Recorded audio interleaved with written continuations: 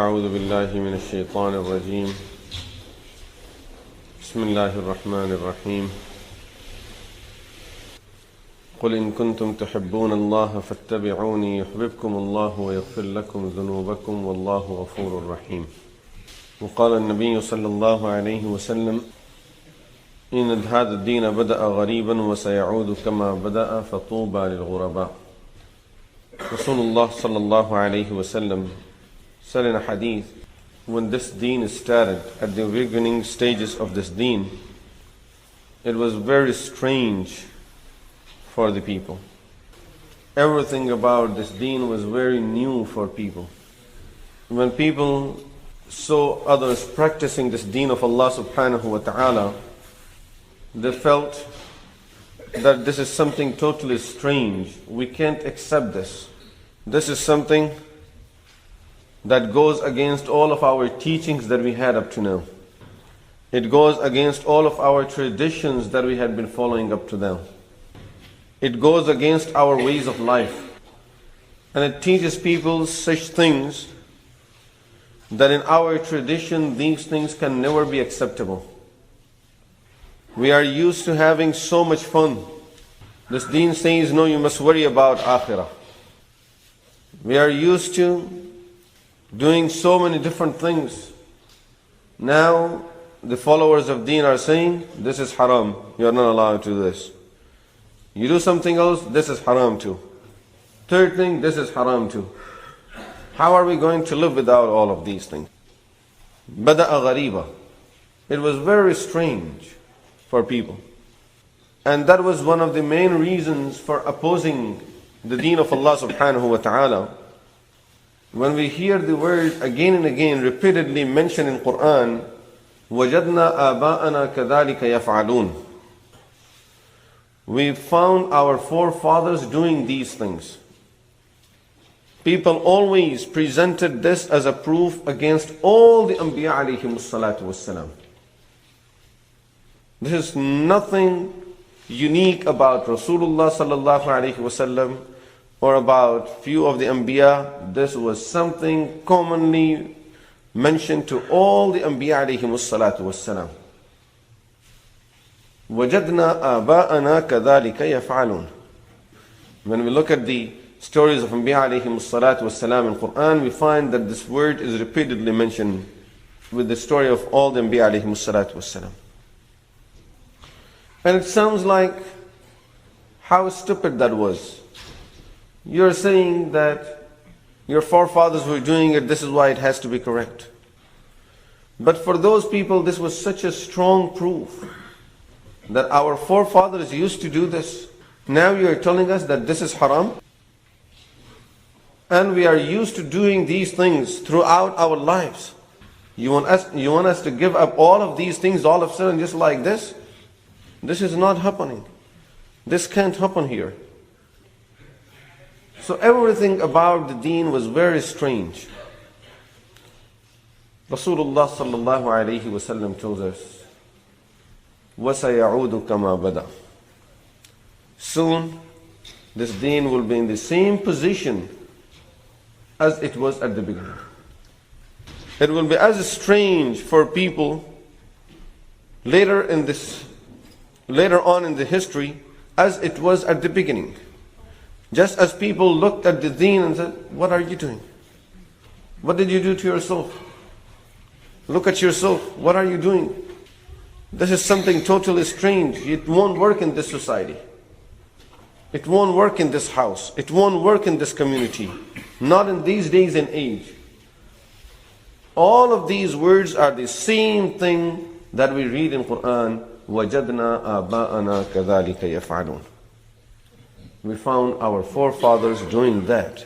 And you want to oppose all of this? You think you are the only Muslim in the world? We hear these type of words. You are the best person in the world. You are the only scholar in the world. You are the only knowledgeable person in the world. You are the only person who worries about Jannah. وَجَدْنَا آبَاءَنَا كَذَلِكَ يَفْعَلُونَ. It won't work. You are going against the flow. You will be crushed. You will be destroyed. No one will let you do it. very amazing situations when we see people out there doing all kind of strange things. The strangest thing in the world are happening out there. No one even cares about it. As long as it comes on the name of a new fashion. Oh, this is the new fashion now. They will have some of the movie stars wear a certain type of dress, present them on the people in the public. Now everyone starts wearing that. So many holes all over the pant. And everyone wants to wear it. This is the new fashion. But if you're wearing a modest dress, no, this is not going to work. What do you think you are? All kind of haircuts, strange haircuts, coloring putting 6, 7 different type of colors on the same head. It's all acceptable. Beard? No. It's not acceptable. This is not good. Look at your gray hair in it. They will show you all kind of things in it. But they can see none of these things over there in that head. That carries all of those strange things. And you keep on looking at it. The strangest things are happening out there. But they all are acceptable. The only thing that is not acceptable is the deen of Allah and the sunnah of Rasulullah sallallahu alaihi wasallam. You see people walking with a mask on their face.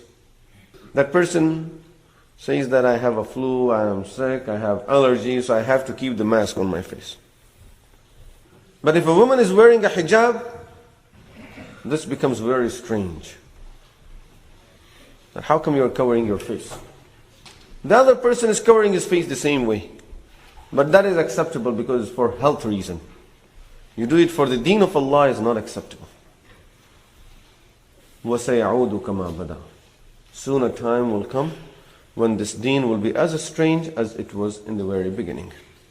Followers of deen will be considered to be strange in their own communities. Followers of deen will be considered to be strange in their own homes, in their own families. Someone follows the sunnah of Rasulullah sallallahu alaihi wasallam in the family. It's so strange for everyone. Everyone just keeps on looking at this person. What are you doing? You're bringing something totally new. And all of these people know that this is the sunnah of Rasulullah sallallahu alaihi wasallam. No one denies it. It's only that in this day and age, it's not going to work. It's not helpful. It's not useful. All of these kind of excuses that the bottom line is, no, just stay away from the sunnahs during this day and time. Because everything else is acceptable, the deen of Allah is strange for people now. Rasulullah sallallahu alaihi wasallam had already informed us about it. Someone is getting married and he decides that he would like to have his marriage according to the sunnah. Subhanallah, the whole society is going to jump on this person. Sometimes people who are considered to be some of the best people in the society, very highly acceptable from the Islamic point of view, mashallah, this person is very virtuous person, very good person, and he's always into the deen, and he does even tahajjud, and he does this and all of this work of deen. But when it comes to these type of traditions, he also fulfills all of those, and he does every haram. The same reason, وَجَدْنَا آبَاءَنَا كَذَلِكَ يَفْعَلُونَ. All of our forefathers had been doing the same thing. The whole community does the same thing. If I don't do it, I will be left out. I will be just cornered. I will be, the people will just stop talking to me. I won't have no more say in the community. And subhanallah, all of these type of reasonings and excuses that come to our mind, that I must do what everyone else is doing in the community. Following this sunnah is getting difficult and difficult day by day. But this is the sign of having the iman. Rasulullah sallallahu alayhi wasallam continues to tell us in the same hadith, فَطُوبَى لِلْغُرَبَاءِ. He says, I'm giving the good news for the strange people of that time. He says, in those days, choose to be strange than to be part of the community. To be a known person, to be doing something that is acceptable to people. Instead of doing that, no, just accept to be a strange person in that community. In the community where following the sunnah is strange, then live as a stranger in that community. Let everyone look at you as you are something totally different. فَطُوبَى لِلْغُرَبَاءِ. Good news for the strange people. وَهُمُ الَّذِينَ. Rasulullah sallallahu alayhi wasallam himself explained, who are the strange people of that time? وَهُمُ الَّذِينَ يُصْلِحُونَ مَا أَفْسَدَ النَّاسُ مِنْ بَعْدِي مِنْ سُنَّتِي. Those strange people will be those who try to bring up the sunnahs that people have neglected after me. They will be the strange people of the time. And really, now it's going beyond the sunnahs. Rasulullah sallallahu alayhi wasallam told us that sunnahs, that person who would follow the sunnah will be considered strange. Now a person who even fulfills the faraid of deen considers to be strange in his own community. The way parents look at their children, or children look at their parents sometime. Dad, what are you doing? Are you going to pray here at the airport? People are going to laugh at us. And you see situations, sometimes really amazing situations, where a father or a mother is praying and children say, wait, let us just go and stay far from you so no one would know that we are with you. I have also observed situations where she is praying and the husband stays far away from her. He sees her, he watches her just like every other kafir is looking at her. Stays away that, no, I don't know who she is, okay, I'm watching her just the way you people are. طُوبَى لِلْغُرَبَاءِ. Good news for the strangers of that time. Be a strange person than being one of the people that are going with the flow. Rasulullah sallallahu alayhi wasallam told us in a hadith, on the day of judgment, as Allah subhanahu wa ta'ala will bring all the people out of their qabr, out of their graves. يَجْمَعُ اللَّهُ الْأَوَّلِينَ وَالْآخَرِينَ. Allah will bring all the people together from the time of Adam alayhi salatu wasalam until the last person that would come into this world. As they all will come out,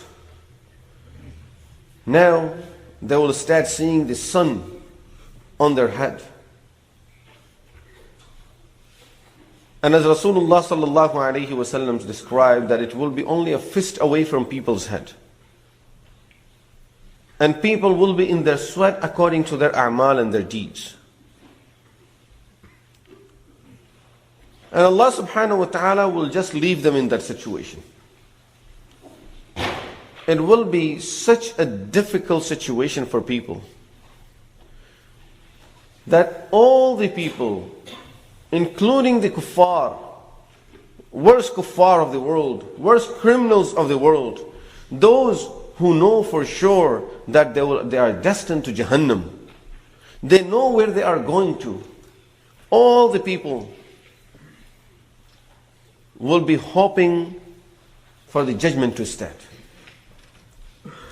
And even the disbelievers will say, we know we are going to Jahannam, but it's better to go to Jahannam than standing in the sun heat at this place. They will think that this is worse than that, whereas the reality will be totally the opposite. But since they have never experienced anything like this, so this, according to their understanding, this is the worst thing. There can't be anything worse than this. So Rasulullah sallallahu alayhi wa sallam says, they all will go to Sayyidina Adam alayhi salatu wasalam. Oh Adam, you are our father. خَلَقَكَ اللَّهُ بِيَدِهِ.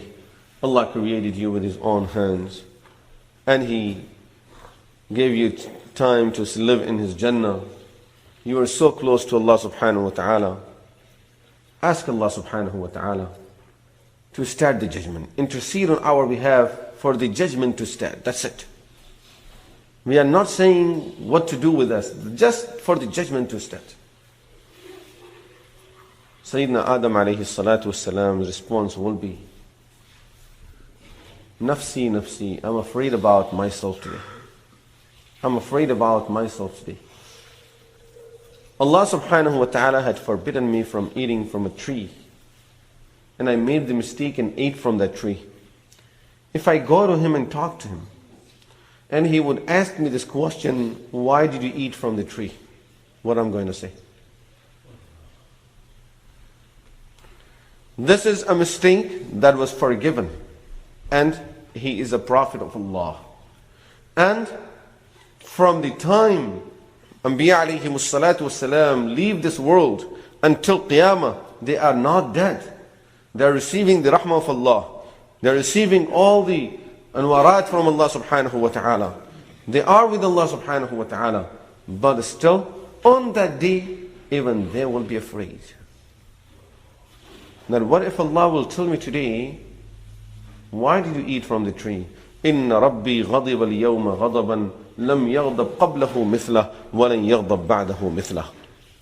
Allah is so angry today that He was never so angry before, He will never be this angry after this. So today He is very angry. I'm scared to talk to Allah subhanahu wa ta'ala.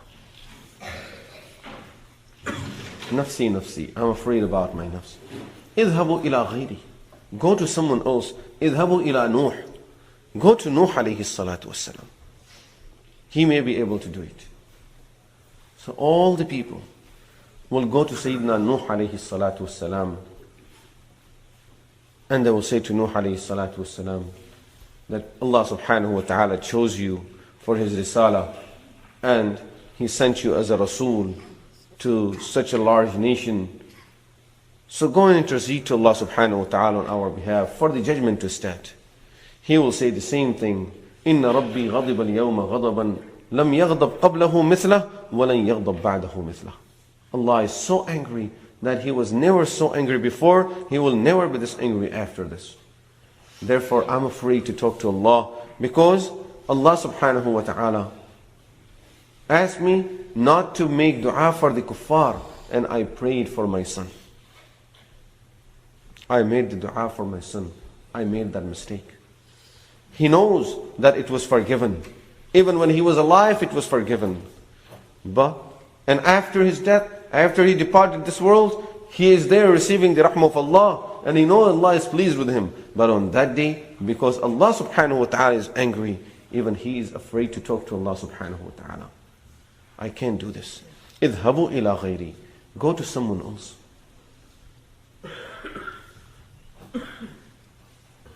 And people will go to Sayyidina Ibrahim alayhi salatu wassalam.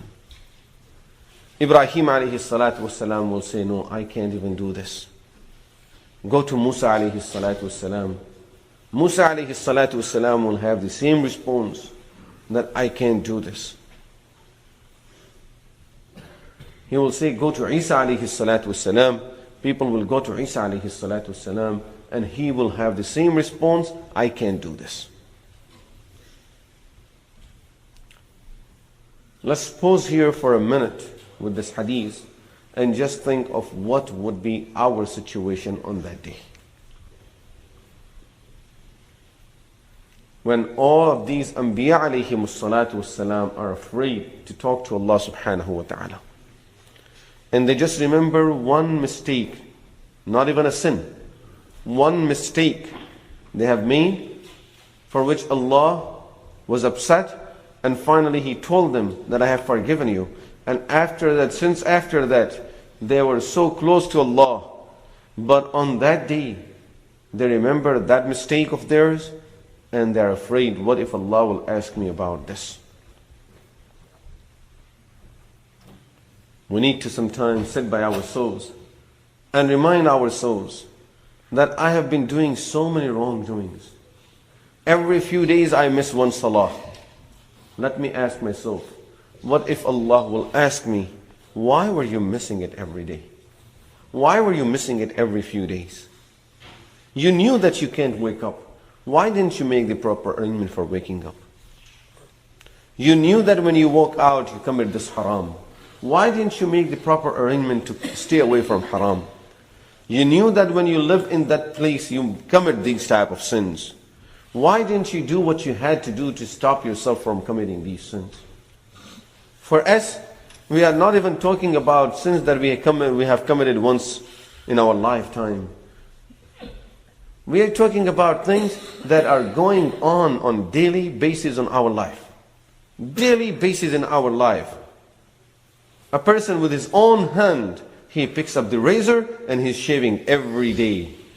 It's his own action that is going on daily basis.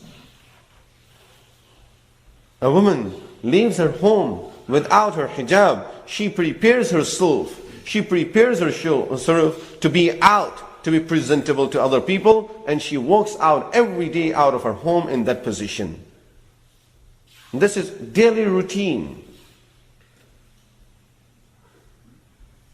A person goes out and he's looking at the maharim women that are not mahram to him, and he's committing that sin on daily basis. Continuously is going on. And we feel we are excused. Let's just think of those sins. I'm not even mentioning the sins that we had committed once in a while. Inshallah, those are forgiven. But the things that we are continuing doing them on our daily basis, what are we going to say to Allah subhanahu wa ta'ala about these? With our own willingness, every day we sit in front of the TV and we start watching all of those haram things. We say, I'm only watching the news. Is that woman mahram to us? That reading the news? Say if we don't even see nothing else. Daily basis, the person is committing that sin. And the reason I'm mentioning this at this time, because as the month of Ramadan will be over, we'll be going back to the normal life. And normal life simply means some type of sins that we are used to committing on daily basis. It's part of our routine that we get into these sins. It's our routine to know our children, they will do this on daily basis. Our children, every day, they will be missing the Fajr Salah. They live in our own home. They do not perform the Salah. They live in our same home. We will eat dinner at the end of the day together. We will provide them with everything. And we know that throughout the course of the day, they were in their schools, they were in the colleges, they were in the universities, and therefore they were excused from doing the Salah. We know that they don't do it over there. Sins, and not even just normal sins. This is the rule of the Sharia. If a minor sin, some of the smallest sin you can think of in your life, if the minor sin is committed as a routine, the person continuously commit one of the minor sins, this becomes one of the major sin, and that person is considered to be a fasiq. When a minor sin is continuously committed, and the person is seen committing that sin continuously, this by itself becomes a major sin, and that person is considered to be a fasiq. Imagine what if a major sin is committed on a daily basis.